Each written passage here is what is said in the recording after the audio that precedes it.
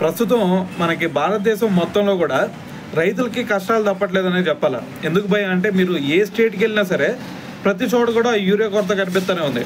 So మరి దీంట్లో భాగంగానే ఆంధ్రప్రదేశ్లో కూడా ఇటువంటి సిచ్యువేషన్ ఉంది కదా.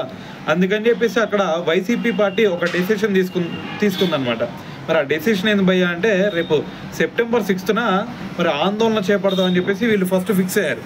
సో దీని తర్వాత ఇప్పుడు వాళ్ళు చెప్పింది ఏంటంటే ఈ 6th కాదు, మేము 9th ఇది పోస్ట్ పోన్ చేస్తున్నాం అని చెప్పేసి వీళ్ళు చెప్పడం జరిగిందనమాట.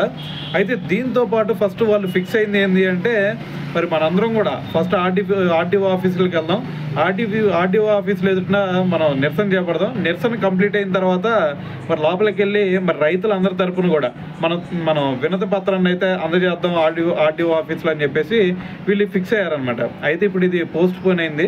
అయితే మరి దీంతో పాటు వాళ్ళు ఆరోపిస్తుంది ఏంటంటే టీడీపీ నాయకులందరూ కూడా మరి ఎరువుల్ని బ్లాక్ చేసేసి మరి పక్కదారి పట్టిస్తున్నారు. సో దీనివల్ల రైతులకి ఇబ్బందులు తప్పట్లేదని చెప్పేసి మరి వైసీపీ అయితే దీని గురించి ఆరోపించడం జరిగిందనమాట.